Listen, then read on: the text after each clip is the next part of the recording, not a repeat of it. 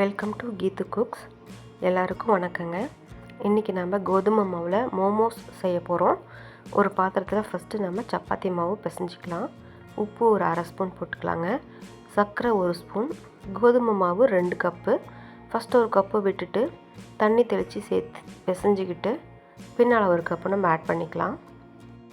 இன்னொரு கப்பு மாவு ஆட் பண்ணியாச்சு. கொஞ்சம் கொஞ்சமாக தண்ணி தெளித்து நம்ம எப்பயும் போல் சப்பாத்தி மாவு பிசைஞ்சிடலாம்.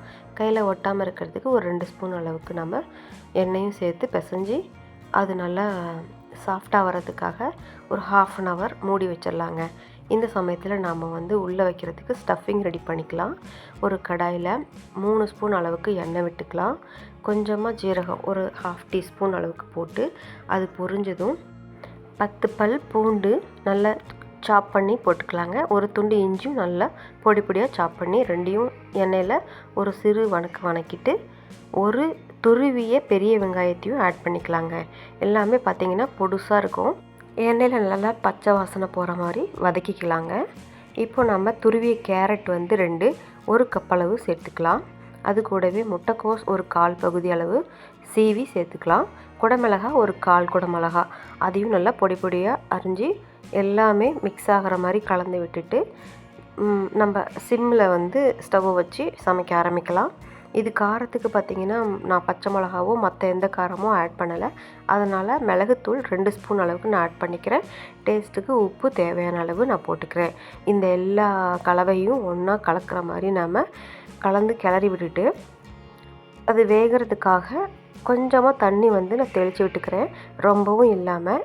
இதெல்லாமே பொடிசியாக இருக்கிறதுனால குயிக்காக வெந்துடும். ஒரு 2 நிமிஷத்தில் நம்ம மல்லித்தலை தூவி கலக்கி ஒரு பக்கம் வச்சிடலாங்க. இப்போ மோமோஸ் செய்கிறதுக்கு ரெடி ஆகிடலாம். பிசைஞ்சு வச்ச கோதுமை மாவு நல்லா ஊறி ரெடியாக இருக்குதுங்க.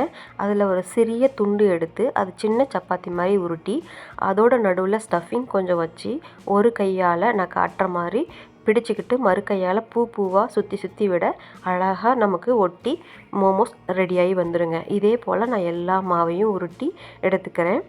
புதுசாக இந்த வீடியோவை பார்க்குறவங்க லைக் பண்ணி ஷேர் பண்ணி சப்ஸ்கிரைப் பண்ணுங்கள் ஃப்ரெண்ட்ஸ். உருட்டின பிறகு இந்த மோமோஸ் எல்லாத்தையும் இட்லி பானையில் வச்சு நம்ம 15 நிமிஷம் வேக விடலாங்க. என்னோட அன்பான சப்ஸ்கிரைபர்ஸ் அண்ட் வியூவர்ஸ்க்கு ஒரு குட் நியூஸ். நான் இன்னொரு சேனல் ஸ்டார்ட் பண்ணியிருக்கேன். அதோட லிங்க்கை இந்த டிஸ்கிரிப்ஷன் பாக்ஸில் கொடுத்துருக்கேன்.